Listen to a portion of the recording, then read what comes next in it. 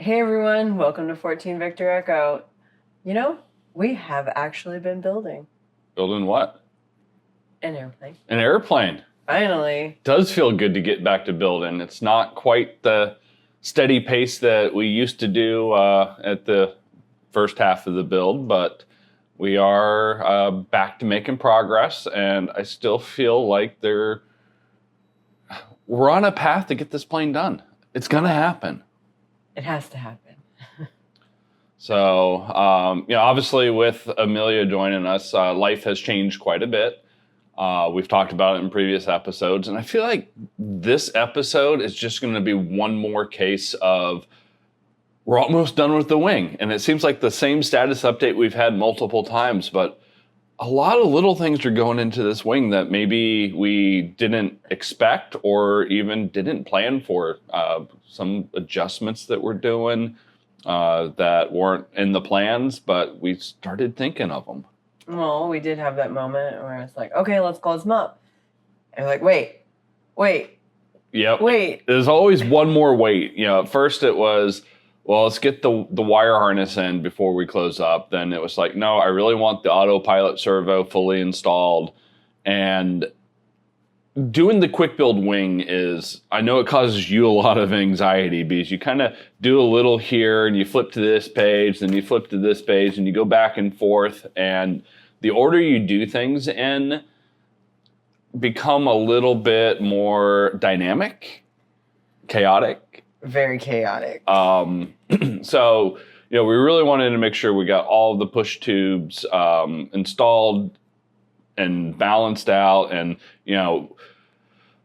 you got to figure out where the neutral point is on the bell crank mechanisms. And there's two spots you do. And, I read the plans and it talked about at the wing root where how to measure the neutral part. And I'm like, I don't understand how we know where the neutral position for the bell crank inside the wing is.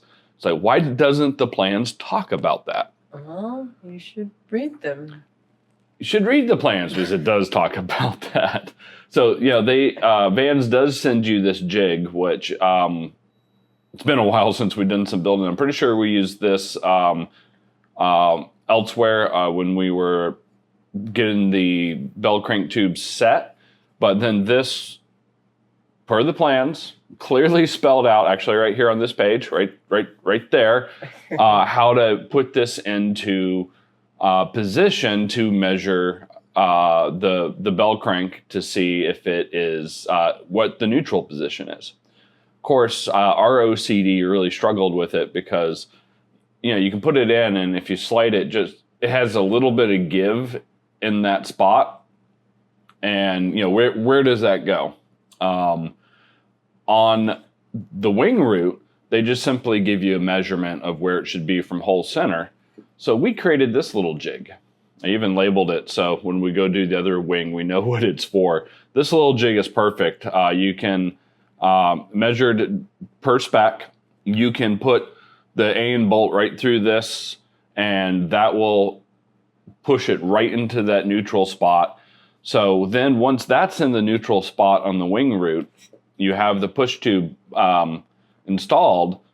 This hole will only line up in one spot. So that little side-to-side shimmy that you have, if it's in the wrong position, there's no distance that hole will line up. So there's only one spot that everything will come into alignment, and that's your neutral spot. So got that done. So we're ready to close the wings up now, right?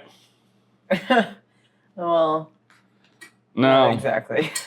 So in my research of how to close up the wings, because doing the quick build, so we use the wiki that's on, you found it on Dropbox, and it's a lot of links to different Vans Air Force articles and people talking about different things. Very helpful in theory, but almost every question we have, they don't talk about, and things we figured out is talked about in depth. So the couple times it saved us, but while looking for things that on how we're going to close up the wing, I saw this side note about what's this extra hole on the bottom skin. Well, first I went and checked. We don't have that extra hole, so I guess it was a tool and mark for some previous versions or things, but a lot of people said that they used it to install their outside air temperature probe. And I'm like, we haven't even thought of outside air temperature probe. Where does that go? We don't have it. We haven't, thought anything about it. So I reached out to Stein Air with our contact Nick there, and asked him, I was like, where does the outside air temperature probe go in our setup? And his response was, well, we really don't dictate where. It's just when we ship you your avionics, we'll ship you the outside air temperature probe with about a 12-foot run of cable on it, and you put it wherever you want. So I'm guessing what a lot of people are doing, since the end of that cable's got to go into the back of the avionics, they end up putting it on the fuselage of the airplane, because it's about how much cable you have.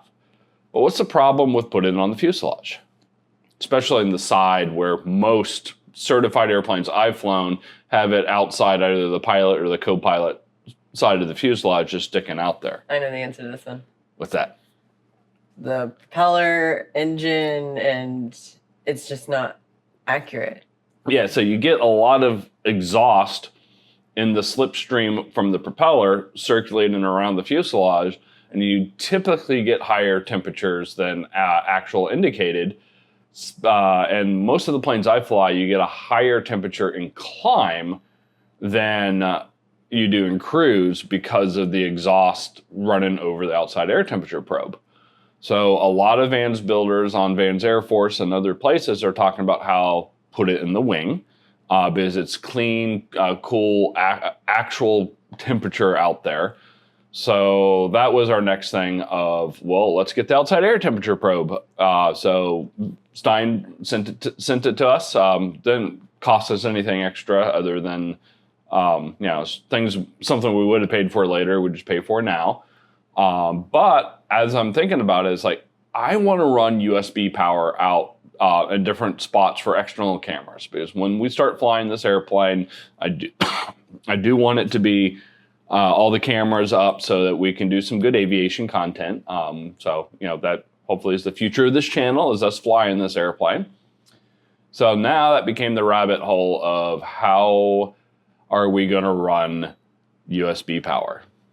How much do you care about that? So I love my husband, and I know he has 4 tubs full of cords and this and that and all different connectors and 20 different cameras, and I'm going to let him solve this problem. So the certified airplanes I've flown, running power out there was just not really in the cards. I'm sure we could find a A&P to sign it off and do it, but that it just doesn't work. So yeah, you put the cameras out there, the batteries are only good for so long. You usually get a lot of good footage for takeoff, but nothing for landing on the cross country. And I've struggled with remote activation of the cameras. Even if there is battery, it just doesn't work. So, I want powered cameras is the short story of all this. We've landed some really nice places that it would have been nice to have had. Yes, I think it's going to be some good content that we can make with it. I'm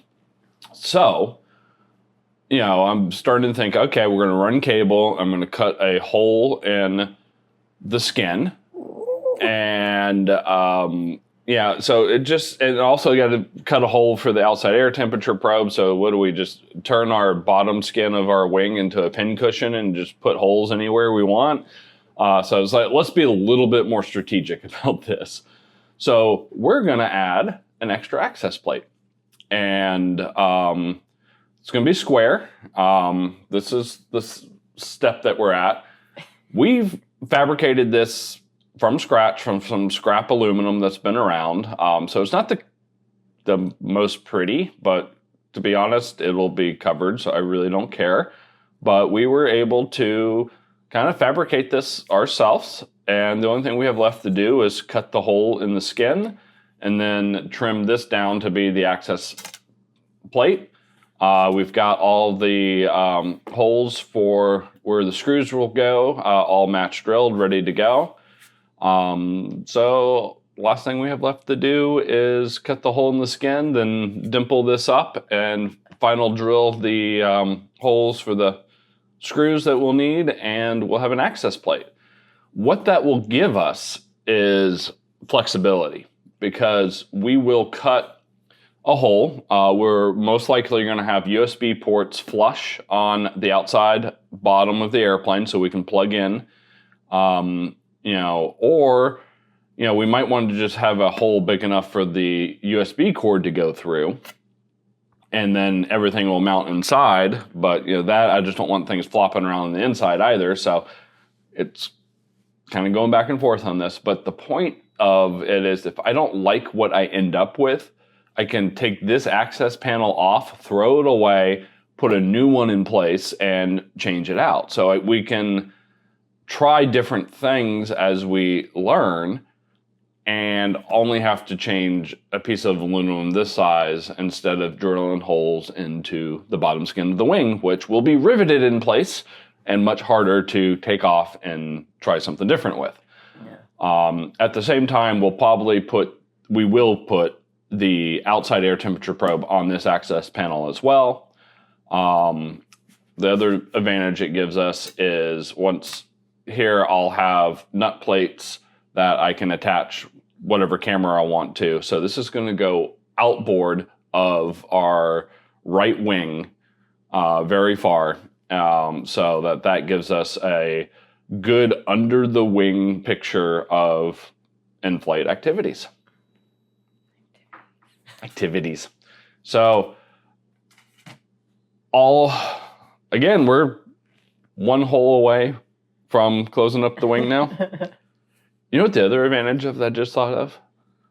This is going to give us an extra area to reach in when we're setting rivets on setting that bottom skin. That's actually going to be nice.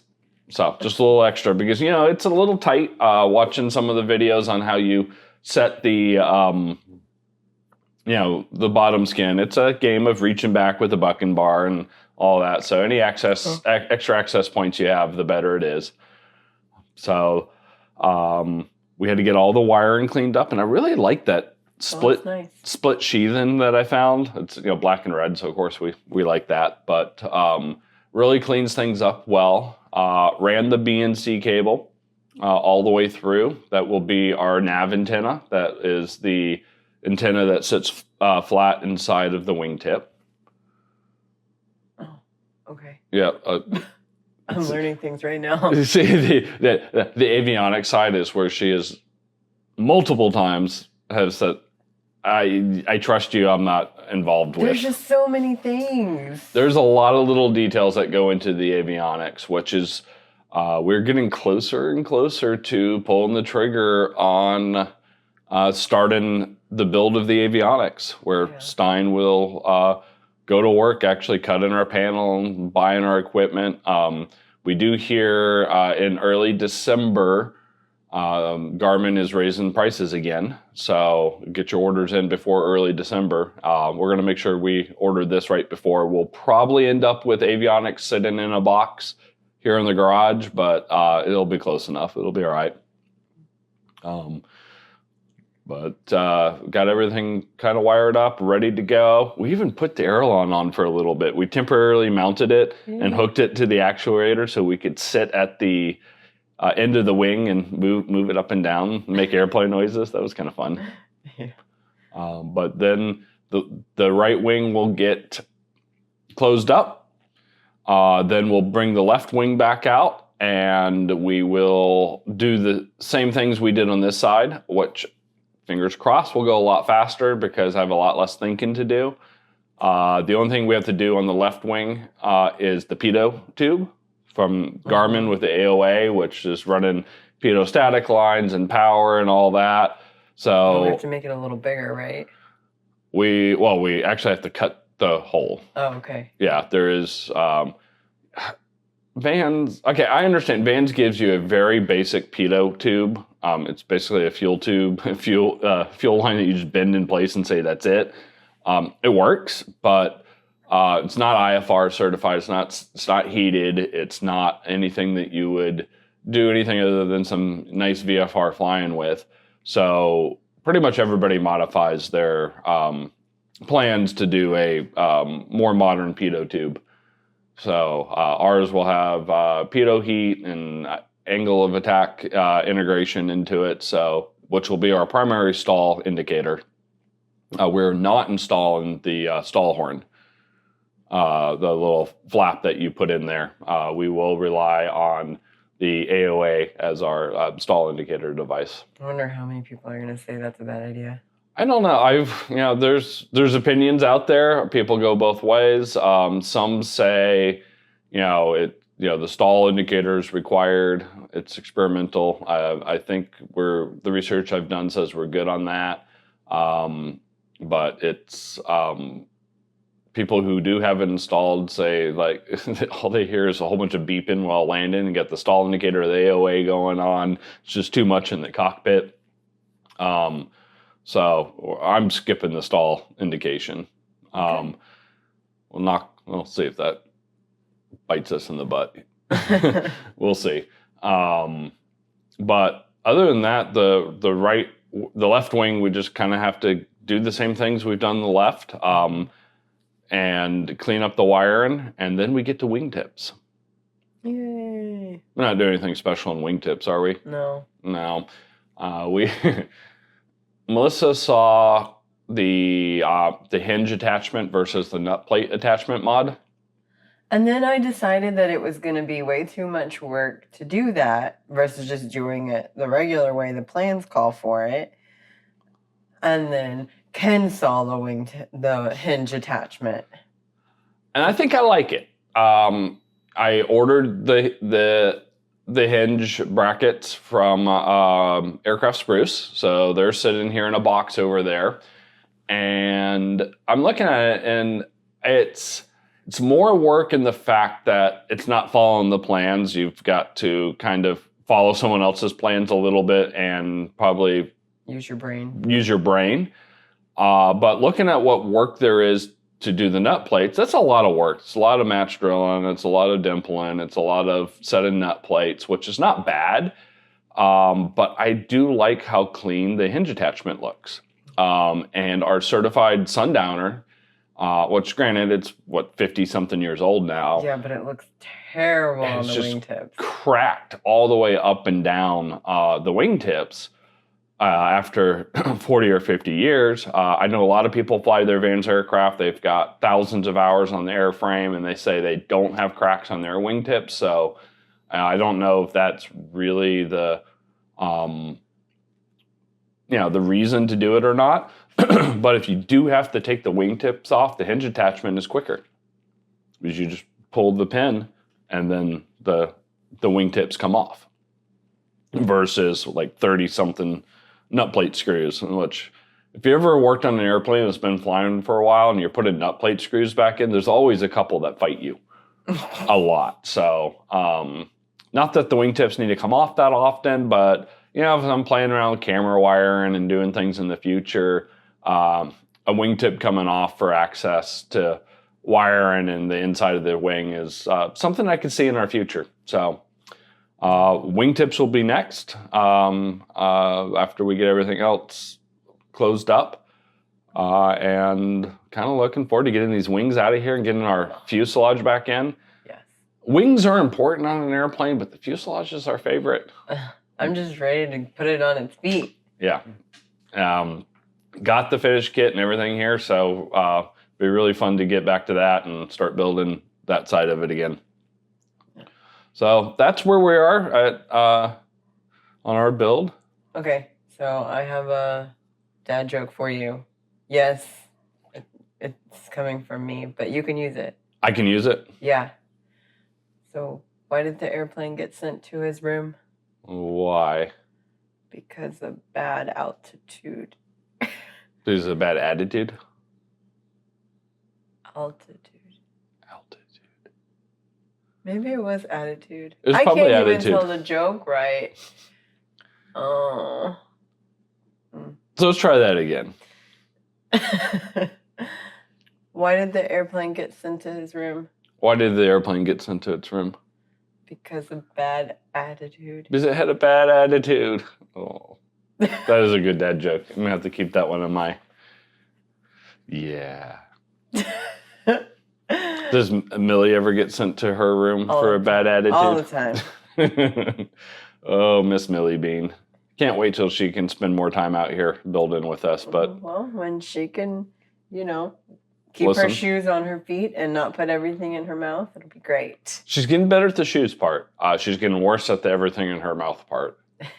But, yep. She's going to love this airplane when it's flying. Well, so am I. Well, thank you for joining us on 14 Victor Echo. See you next time.